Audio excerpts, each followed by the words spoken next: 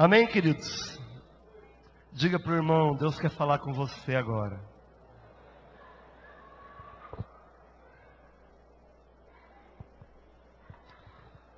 O tema da pregação de hoje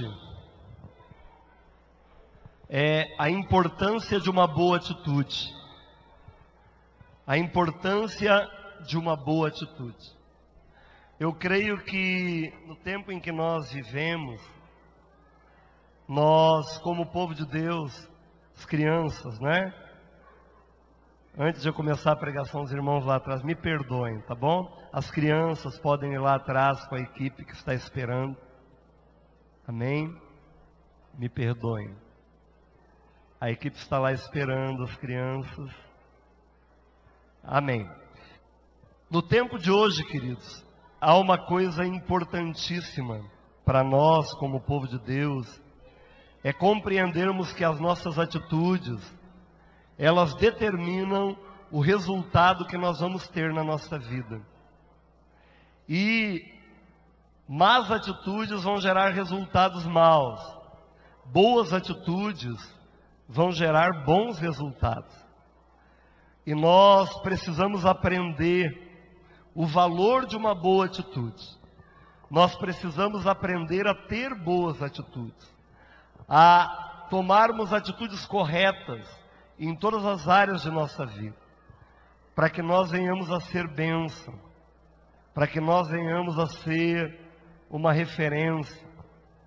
Quando Deus ele fala conosco, Ele quer que a gente o obedeça. E se eu obedeço 99%, isso significa que eu não estou obedecendo. Porque a obediência a Deus, ela precisa ser 100%. Amém? Diga para o irmão do lado, irmão, 100%. 99% não é obediência. Obedecer 99% não é obedecer. A obediência precisa ser 100%. E a obediência, ela tem 3 características que são fundamentais e que manifestam o desejo daquela pessoa que quer de fato andar em obediência. A primeira característica, a obediência ela tem que ser completa. Diga comigo, completa. Ou seja, quem obedece, obedece de maneira plena, faz tudo aquilo que é dito para fazer. Não faz somente uma parte. E não faz do seu jeito, faz do jeito de Deus. Ah, eu obedeço a Deus do meu jeito. Ah, eu sou crente do meu jeito. Ah, não, eu para ser crente não preciso ir na igreja. Eu vivo a minha fé em casa. Queridos, a obediência ela tem que ser completa. Eu tenho que obedecer a Deus como Ele quer ser obedecido. Um pai e uma mãe, quando mandam um filho fazer algo, e o filho não faz do jeito que ele quer, ele manda fazer de novo. Lá em casa, eu lembro de uma conversa que a minha esposa teve com a minha filha mais nova. Ela disse, ah, mãe, eu faço do meu jeito. E a minha esposa disse para ela, não, querida, você não tem que fazer do seu jeito. Você tem que fazer do jeito que eu quero. Porque eu sou sua mãe e você tem que me obedecer do jeito que eu determino que você obedeça. A obediência completa, ela tem que ser do jeito que ela é determinada. Então, quando nós obedecemos a Deus, temos que fazer do jeito que Deus quer, de maneira completa. Segundo, a obediência tem que ser imediata. Diga comigo, imediata. O que é isso? Deus pede algo, ah não, eu já vou. Ah não, espera um pouco. Ah não, agora não, eu estou ocupado. Ah não, agora eu não posso. Querido, quem é obediente, obedece imediatamente. Deus diz, vai lá, ele vai. Vem aqui, ele vem. Faz isso, ele faz. A obediência é imediata. A obediência ela não espera. Ela é concretizada imediatamente. Ela tem essa característica. E terceira característica, quem obedece, obedece com alegria. alegremente. Dê um sorriso para o irmão do lado, assim, um sorriso de crente. Quem obedece a Deus, obedece assim, como crente, feliz, animado. Quando você, de fato, recebe uma direção de Deus, você tem que estar alegre, porque Deus está falando com você. E você precisa, com alegria, fazer o que Ele manda. Assim também na família, em casa. Os nossos filhos, quando a gente diz para eles fazerem algo e eles vão emburrado, a gente diz, volta aqui, vamos começar tudo de novo. Aí dá um sorriso, e agora vai com um sorriso. Por quê? Porque eu tenho que obedecer com alegria. A Bíblia diz que Deus ama quem dá com alegria. Eu preciso ser alegre na minha obediência, para poder também valorizar aquele que me dá a ordem. Por isso, queridos, essa boa atitude, ela tem a ver com obediência. Ela tem a ver com a decisão que eu tomo de fazer as coisas do jeito de Deus, e não do meu jeito. E nós vamos ver no livro de Judas, você pode abrir a sua Bíblia no livro de Judas, o penúltimo livro da Bíblia, logo antes de Apocalipse. O livro de Judas fala de 4 maneiras diferentes de tomarem atitudes, de 4 tipos de atitudes diferentes, que foram tomadas em alguns contextos. Livro de Judas, versículos 5 até 9.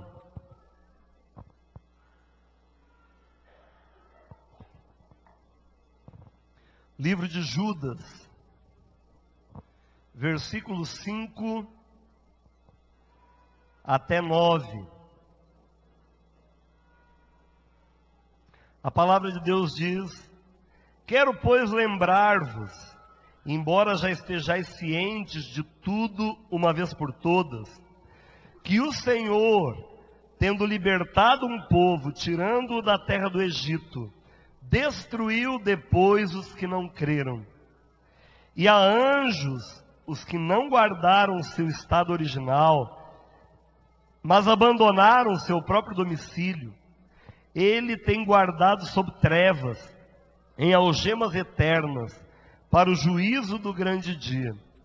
Como Sodoma e Gomorra e as cidades circunvizinhas, que havendo se entregado à prostituição, como aqueles, seguindo após outra carne, são postas para exemplo do fogo eterno, sofrendo punição. Ora, estes, da mesma sorte, quais sonhadores alucinados, não só contaminam a carne, como também rejeitam governo e difamam autoridades superiores. Contudo, o arcanjo Miguel, quando contendia com o diabo e disputava a respeito do corpo de Moisés, não se atreveu a proferir juízo infamatório contra ele. Pelo contrário, disse: o Senhor te repreenda. Fecha os olhos, vamos orar. Pai querido, nós estamos agora diante da Tua palavra, e eu quero pedir que o Senhor nos revele a Sua vontade, nos dando entendimento, para que nós possamos glorificar Teu nome, vivendo dentro do padrão que o Senhor nos tem revelado, em nome de Jesus. Quem crê, diga amém. Queridos, essa palavra em Judas, ela nos fala sobre 4 tipos de atitudes diferentes.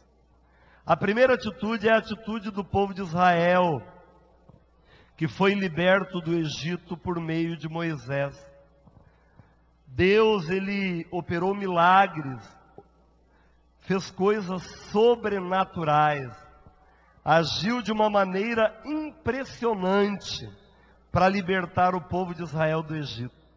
Quando nós lemos a história do Êxodo, eu sempre fico impressionado com a história da libertação do povo de Israel do Egito. Para mim é uma das histórias mais impressionantes da Bíblia. É fantástico o que Deus operou para que aquele povo fosse liberto.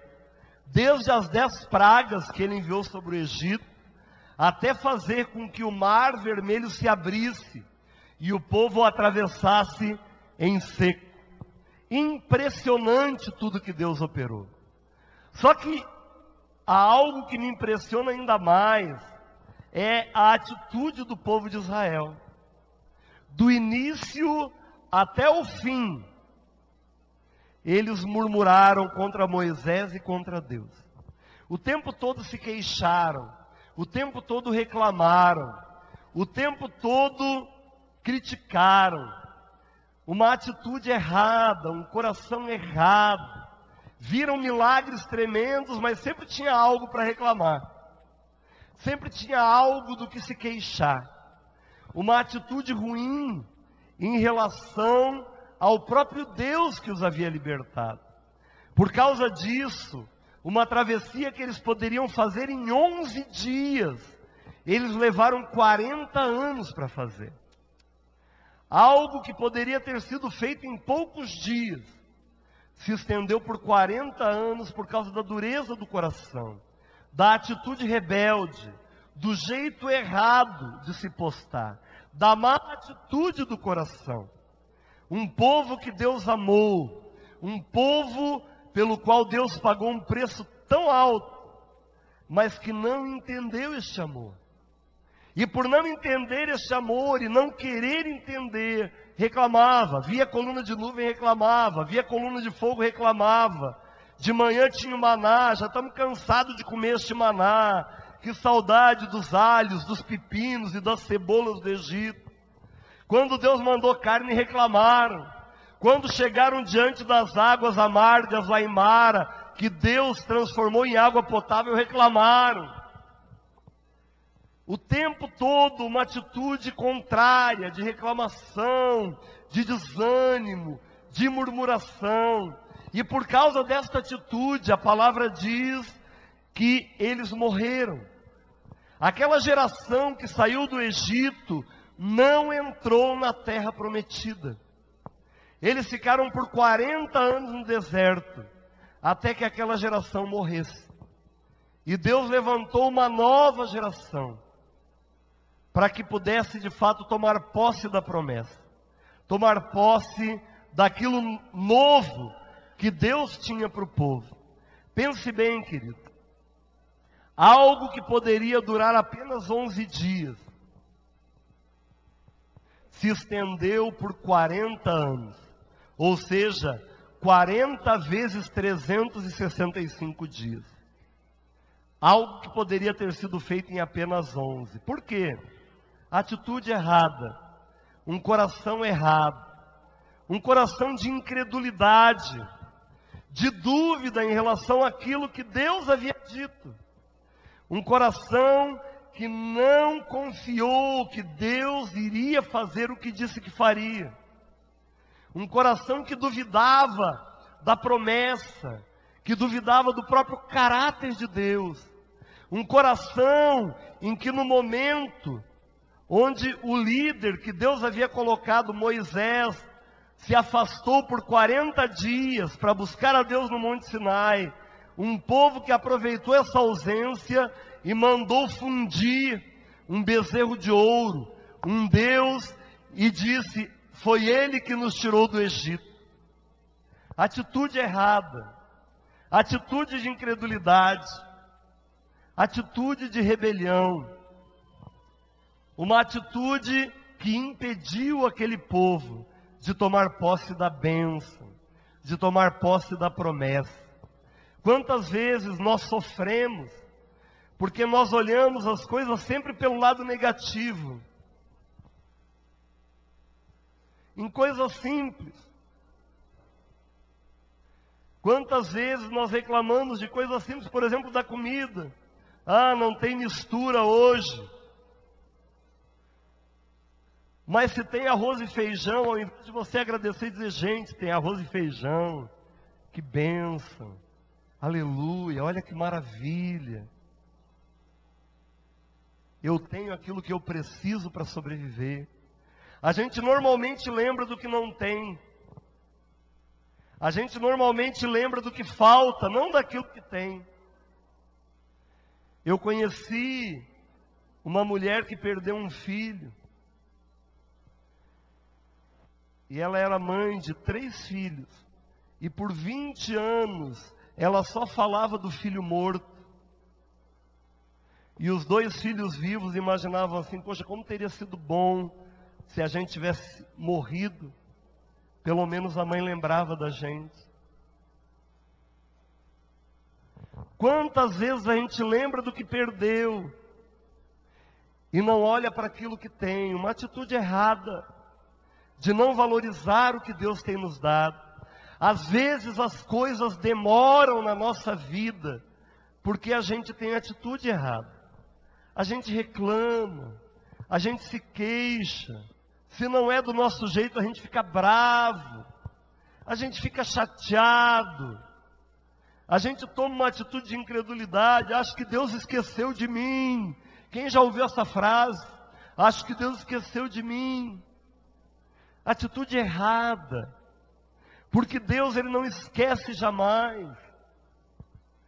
E por causa disso a gente acaba muitas vezes atrasando o processo de Deus conosco. Foi o que aconteceu com o povo que saiu do Egito. Um povo que, ao invés de agradecer pela grande libertação, pelo grande milagre, pelo cumprimento da promessa que havia sido feita a Abraão lá no início, tomou a atitude de murmurar, de se queixar, de reclamar, de não reconhecer o milagre. Você já imaginou, querido, toda manhã você chegar no quintal de sua casa e a comida que você precisa comer naquele dia estar ali, sem você fazer nenhum esforço? Era isso que o povo de Israel tinha todo dia. Mas eles reclamavam: que comida ruim, não tem carne. A queixa, a reclamação. Quantas vezes você reclama do que tem? Reclama da sua casa: ah, eu não gosto dessa casa. Ah, eu não gosto desse bairro. Ah, eu não gosto dessa cidade. Ah, se eu pudesse eu me mudava daqui. Ah, por que eu casei com esse homem? Ah, meu Deus, por que eu casei com essa mulher? Ah, eu tinha uma outra namorada, hoje ela está bem, se eu tivesse casado com ela eu ia estar bem também. E se queixa, e reclama. Ah, esses meus filhos. Ah, se eu não tivesse tido filho seria bem melhor. Ah, meus pais não me entendem, que droga de pais que eu tenho. São os caretas, estão por fora, não entendem nada. Ah, se o fulano de tal fosse meu pai, eu ia ser muito mais feliz. Reclamação, queixa, atitude errada, que atrasa o processo. Ah, esse emprego. Ah, esse curso que eu fiz, devia ter feito outro. Por que eu fui fazer esse curso? Porque meu pai mandou. Meu pai não deixou fazer o curso que eu queria. E agora eu estou aqui sofrendo. Queixa, murmuração, uma atitude errada do coração, que atrasa o processo da bênção na nossa vida, que nos impede de ir além, que nos impede de melhorar, que nos impede de ser bênção. Porque quem não tem um coração agradecido, quem tem uma atitude errada, além de não ser abençoado, ainda atrapalha os outros que estão perto dele. Porque envenena as pessoas com a mesma semente de murmuração, de queixa, de reclamação. Perde a sua bênção, ainda rouba a bênção de outros. O povo de Israel, diz a palavra, acabou destruído por causa da incredulidade, porque não creram. O que é reclamar, se queixar? Incredulidade. A incredulidade nos mata, nos destrói, nos faz perder tempo.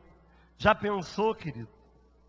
Um trajeto de 11 dias ser cumprido em 40 anos. Você já pensou o que significa isso? Ministerialmente, quanta gente já podia estar no ministério, mas leva anos até entrar no ministério. Por quê? Porque sempre se queixa e diz, eu não concordo com isso, eu não acho que isso seja assim, e acaba batendo cabeça e perdendo bênção, perdendo a promessa de Deus na sua vida.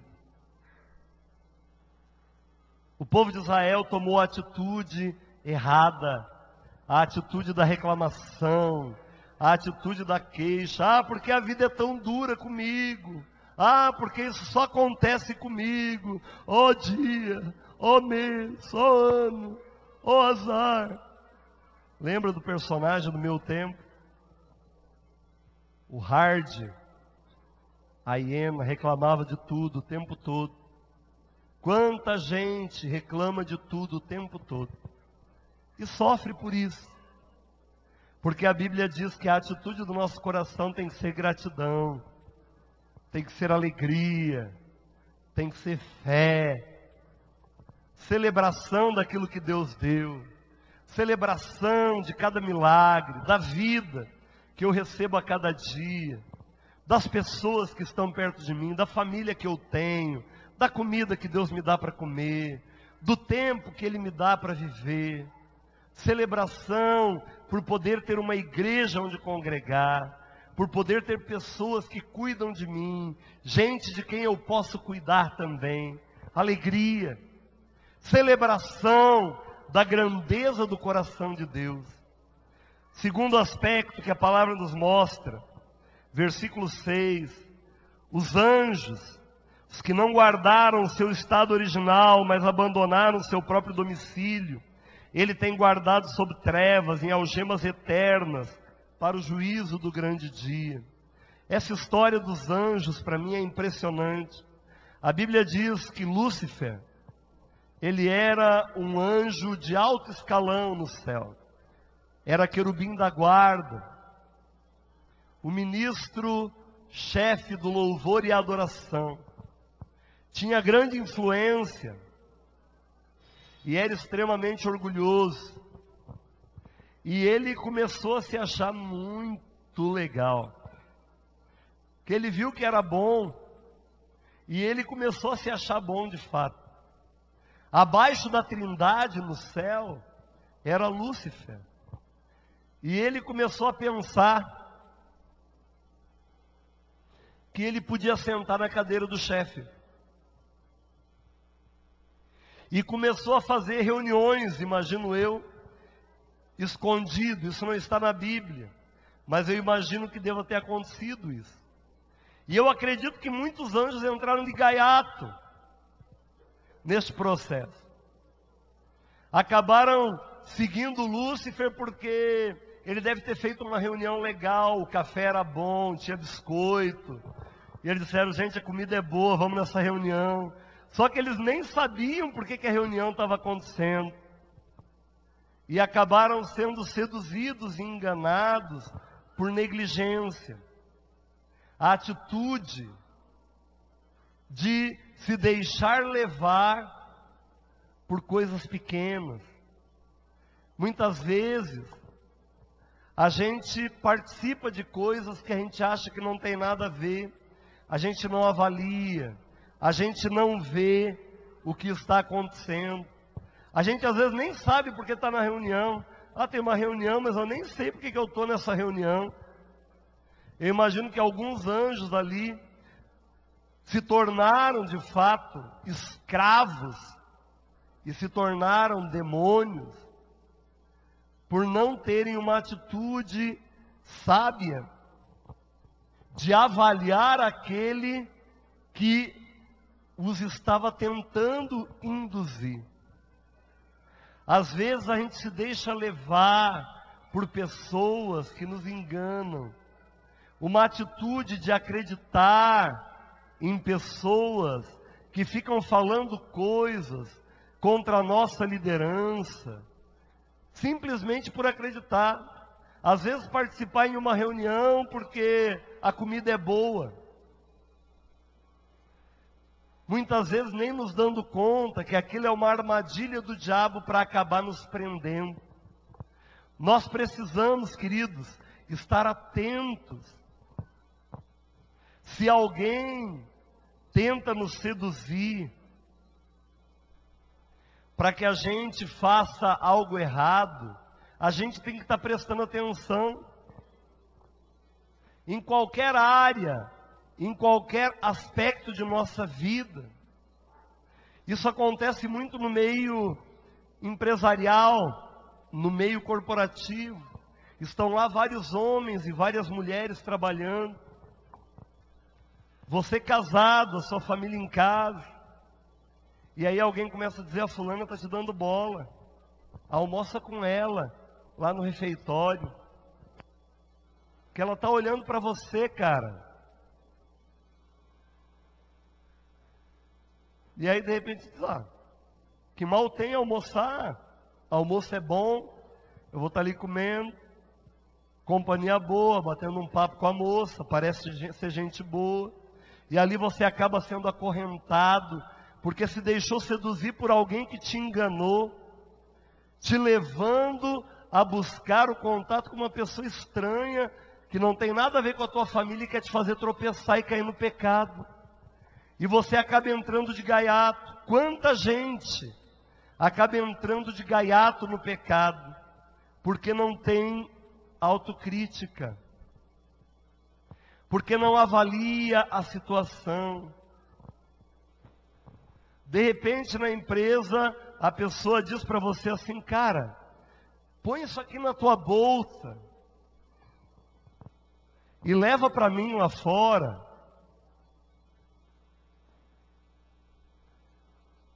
E às vezes você pega e põe na sua bolsa, sem avaliar: mas por que você quer que eu ponha na minha bolsa? Você nem pergunta, põe na bolsa, e às vezes acaba sendo demitido por justa causa, por roubo, porque simplesmente não prestou atenção. Se ele tem uma bolsa, por que ele quer que eu leve na minha? Atitude errada, de não olhar as coisas com astúcia, com sabedoria. Atitude errada de participar de coisas que não deve participar, que aparentemente são inocentes, mas no final geram morte e destruição. Foi o que aconteceu com esses anjos. Lúcifer disse para eles: olha gente, o negócio é o seguinte, o trono que o chefe está sentado tem tudo para ser meu. E eu estou preparando um golpe. E quando eu der esse golpe, vocês estão comigo, cara. Vocês vão ser a minha tropa de elite. E os anjos se empolgaram. E acabaram se deixando seduzir. A atitude errada.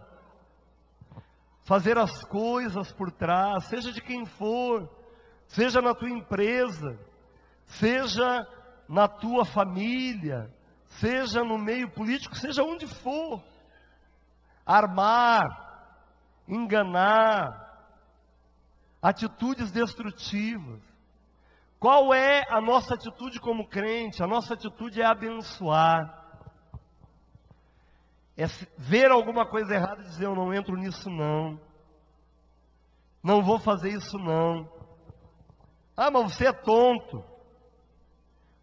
Posso ser tonto, mas não sou burro. Não vou perder a minha bênção por algo que não tem valor eterno. A Bíblia diz que estes anjos acabaram guardados sob trevas em algemas eternas para o juízo do grande dia. Quanta gente perde até a sua salvação por se envolver com coisas escusas, se deixar levar por seduções, por enganos, atitude errada. Ao invés de abrir o coração e contar para o seu discipulador, falar com o seu líder e dizer: olha, está acontecendo isso, ore comigo, me ajude, o que eu devo fazer? Acaba se deixando levar.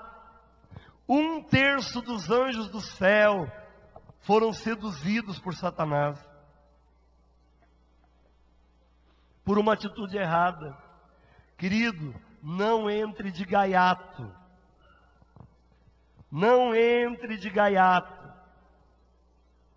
Fique muito atento. Até em coisas bobas. Às vezes você entra de gaiato numa sociedade, não, o negócio é quente. Naquele projeto começou esse marketing de rede com a Amway. Quem é que lembra da Amway? Muito antigamente, em 1900 e bolinha. Eu lembro que até o pastor da minha igreja, lá nos anos 80, início dos anos 90, entrou. E qual que era o rolo da Amway? É aquele negócio, gente, é marketing de rede. É uma pirâmide. E a gente vai enriquecendo. Aí você vai lá e gasta R$ 2.500 para comprar os produtos da Amway. Depois ninguém compra. Quem conhece aqui alguém que enriqueceu com a Amway? Pode ver que quem inventou está rico. Eles estão ricos. Mas os outros entraram de gaiato, foram enganados, passaram a perna, a pessoa entra. Gente, esse negócio de ganhar dinheiro fácil não existe. A Bíblia diz que a gente vai ganhar o nosso pão com o suor do rosto. Quanta gente entra de gaiato? Você olha na internet, carro 2009 por R$ 7.000. Aí você vai lá e compra um carro desse e leva um tufo, leva fumo, apanha, porque não existe um carro 2009 por R$ 7.000, a não ser que um irmão queira dar de presente para você. Existe carro 2009 por perguntar para o despachante aqui. No Brasil não. Se tiver, liga para você, se tiver, ele quer comprar. Mas tem gente que se empolga, gente, está barato. Entra de gaiato, entra de atitude errada, querer levar vantagem. Queridos, abram os olhos. Nós precisamos ser críticos, nós precisamos avaliar. Sociedade, nunca entre em sociedade com jugo desigual. Jugo desigual não é só para casamento, é para a sociedade, também no meio corporativo. Não entre em jugo desigual, atitude errada. Não tem essas atitudes erradas. Tome a atitude correta. Ah, vamos ali comigo, não vai dar nada.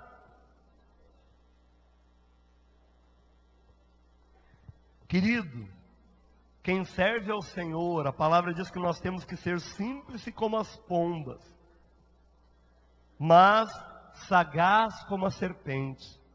A gente tem que ficar atento. Essa atitude nós temos que tomar, de atenção, prestar atenção. Ah, pastor, a gente tem que ser desconfiado? Não. A gente tem que ficar atento, prestar atenção, avaliar bem cada situação. Primeira coisa, alguém que fala mal do outro não é confiável. Se alguém vem oferecer algo para você falando mal de outro, pode desconfiar. Coisa boa não é. Porque se para projetar algo meu eu tenho que falar mal do que é do outro, aquilo que é meu é muito ruim. Quem fala mal dos outros não tem nenhuma credibilidade. Isso é uma atitude maligna. Falar mal seja de quem for, é algo maligno. E estes anjos acabaram ficando guardados sob trevas, em algemas eternas para o juízo do grande dia. E hoje, nós sabemos que o diabo ele está acorrentado. Aqui diz que os demônios estão acorrentados. Mas cachorro amarrado também morde. Sabia disso, irmão? Cachorro amarrado também morde. Eu uma vez vi um rapaz ser mordido. Ele não mediu o tamanho da corrente do cachorro e ele ficou provocando. E o cachorro ficou rosnando. E ele achou que o cachorro não ia alcançar. De repente o cachorro saltou e mordeu ele, porque ele mediu mal o tamanho da corrente. Tem muita gente que é mordido por Satanás porque mede mal o tamanho da corrente. Entra de gaiato, acha que vai conseguir resistir o pecado. Querido, não tome essa atitude. A Bíblia diz para fugir do pecado, para resistir ao diabo, e o diabo vai fugir de você. Vigie.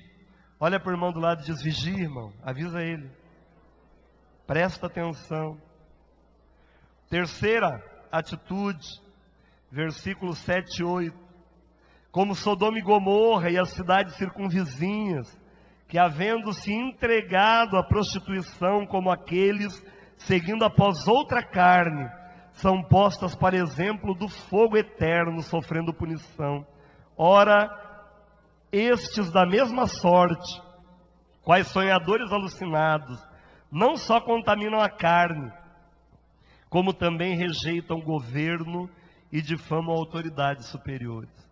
Queridos, Sodoma e Gomorra foram destruídas por causa da prostituição, do homossexualismo, do lesbianismo, de todo o envolvimento com os desejos da carne e da prostituição. Ao ponto de quando Deus enviou anjos para retirarem Ló e a família dele de lá, os homens de Sodoma queriam ter relações sexuais com os anjos que estavam lá na casa do Ló. Tamanha era a podridão, tamanha era a devassidão e a degradação de Sodoma e Gomorra.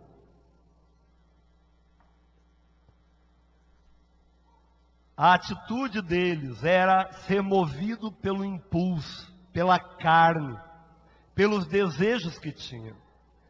Essa atitude de ser movido pelos impulsos da carne, pelos desejos, pela vontade, é algo terrível. Tem muita gente com a vida destruída, porque se move por impulso. Quando está feliz, o mundo é cor-de-rosa. Quando está triste, o mundo é cinza. Quando está bravo, o mundo fica negro. Quando está eufórico, o mundo fica colorido. Gente que se move por sentimentos, por emoções. Gente que não ora, que não busca conselho, que vai se movendo por impulsos sexuais, impulsos emocionais, faz as coisas por impulso, uma atitude errada. Querido, nunca tome nenhuma decisão por impulso. Nunca tome uma decisão quando você estiver bravo, que quando a gente está bravo, a gente sempre exagera. Nunca corrija os seus filhos quando você está bravo com eles. Quando você está com raiva deles, que você vai machucá-los. Nunca fale com a sua esposa ou com seu marido quando você está bravo. Quando você está irado. Se você está irado, primeiro vai te recuperar. Põe a tua cabeça num balde de água gelada para ela refrescar. E aí conversa com teu cônjuge. Não toma atitudes no momento de ira. Não tome atitudes no momento em que você está com raiva. Se você sabe que você tem fraqueza sexual, não fique acessando a internet sozinho, sem ninguém perto de você. Pais, não deixem os filhos ficarem navegando na internet sem supervisão. Ajudem os seus filhos. Vejam o que eles estão fazendo. Porque você pode estar permitindo que a destruição entre no quarto do seu filho. E que os impulsos sejam desenvolvidos nele, você achando que ele está com tudo bem, mas ele ali está sendo acorrentado por Satanás. Não permita. Ajude seu filho. Veja o que ele faz. Veja com que ele anda. Seja amigo dele. Corrija-o com muito amor e carinho. Nunca com ira. Não haja com ira no seu ambiente de trabalho. Não haja por impulso. Conheço muita gente que pediu demissão por impulso e depois ficou dizendo: e agora? Agora eu estou desempregado. Então eu quero a minha conta. Fica valente, né? Quando está bravo a gente fica valente, a gente fica macho. Não haja por impulso. Não peça demissão por impulso. Não demita por impulso. Não saia ou entre em algum lugar por impulso. Quando você está muito alegre, não lide com dinheiro. Porque quando a gente está muito alegre, a gente fica mão aberta. Aí o filho diz: pai, dá uma grana, aí você pega e dá R$100. Aí fica a semana inteira sem dinheiro, porque você estava tão feliz que deu R$100 para ele e fez falta para você depois. Seja alguém que age dirigido pelo Espírito, em oração, buscando discernimento, nunca por euforia, nunca por empolgação. E aí, vamos lá, gente, vamos lá, e aí, vamos lá, vamos lá, vamos lá. E no meio da empolgação você acaba indo lá, fazer o quê? Quebrar a cara, se dar mal, se machucar, e machucar a outros, o que é pior. Aqui diz que em Sodoma e Gomorra, eles seguiam após outra carne, andavam em um esquema de destruição, porque eram movidos por desejos. Querido, não se mova por desejo, se mova pelo Espírito, se mova guiado pelo Senhor, porque é o Senhor que vai dar direção para a sua vida. E, versículo 9, a atitude do arcanjo Miguel ali diz: contudo, o arcanjo Miguel, quando contendia com o diabo e disputava a respeito do corpo de Moisés, não se atreveu a proferir juízo infamatório contra ele. Pelo contrário, disse: o Senhor te repreenda.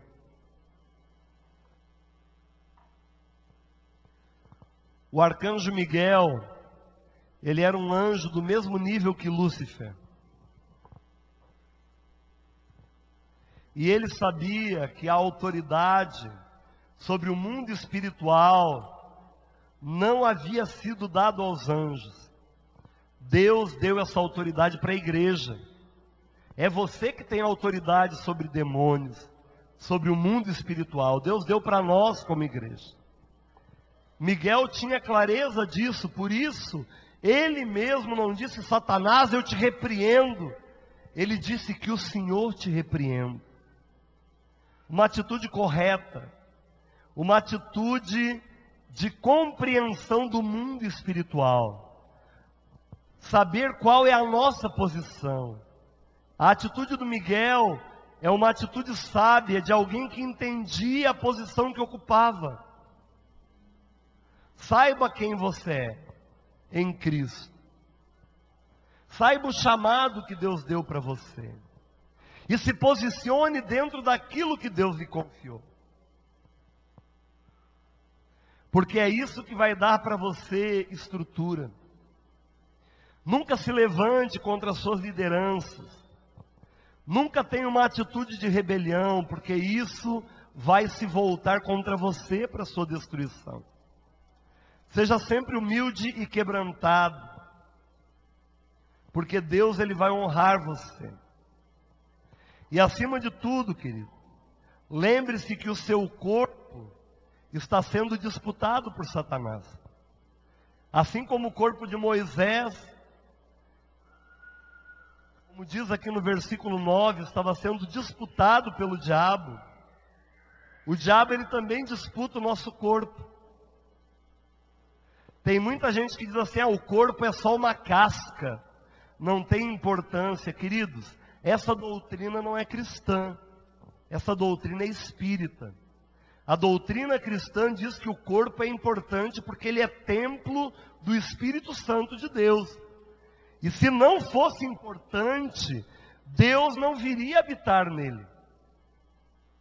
Nós precisamos cuidar do nosso corpo. Nós precisamos santificar o nosso corpo. 1 Coríntios capítulo 6 diz que o nosso corpo, ele não deve ser usado como instrumento de prostituição. Porque quem se une com uma prostituta se torna uma só carne com ela, diz a palavra. O meu corpo tem que ser santificado. Por que o tempo em que nós vivemos, o diabo anda tentando destruir as pessoas de formas tão terríveis?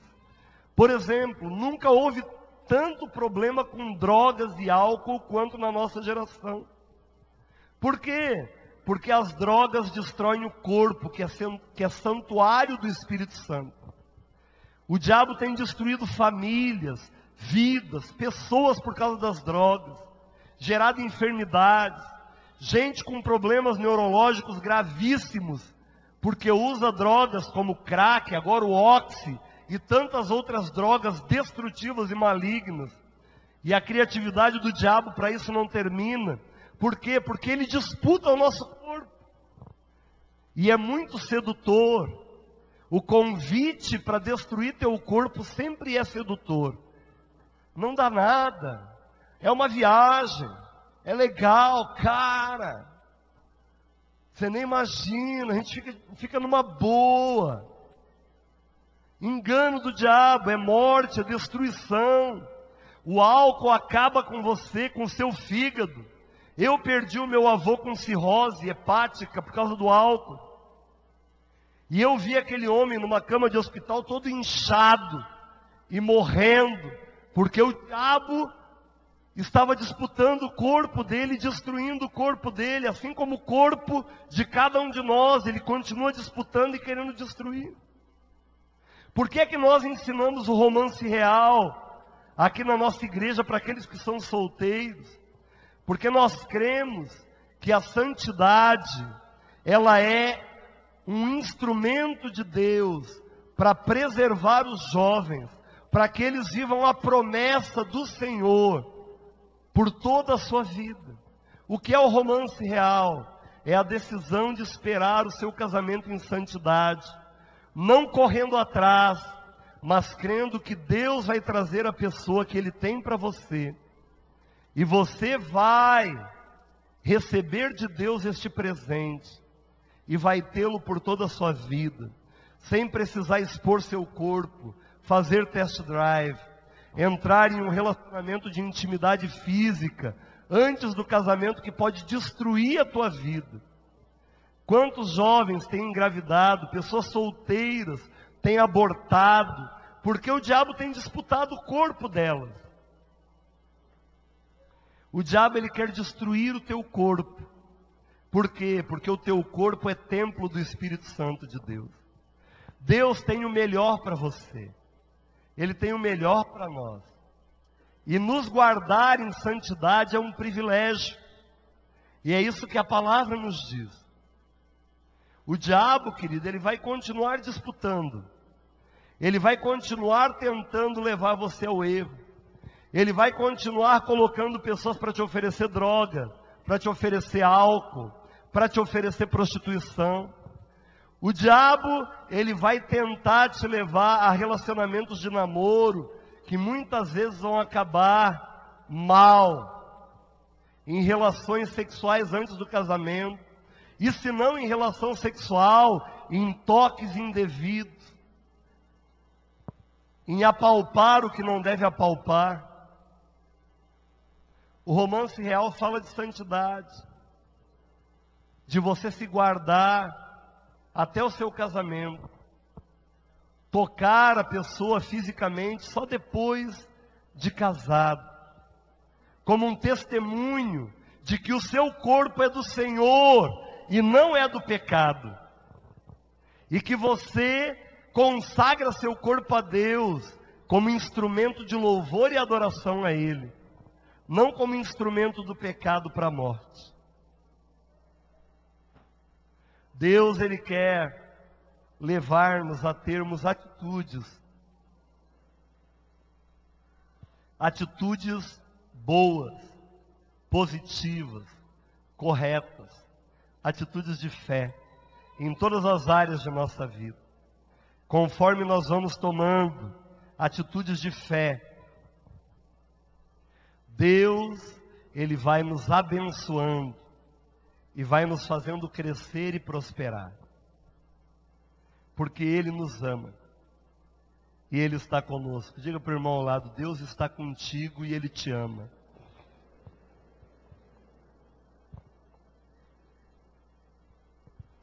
Pode ficar de pé, eu quero orar com você, por favor. Se coloque de pé, se você pode. Feche seus olhos. Eu quero estar orando pela sua vida, pedindo para Deus estar abençoando.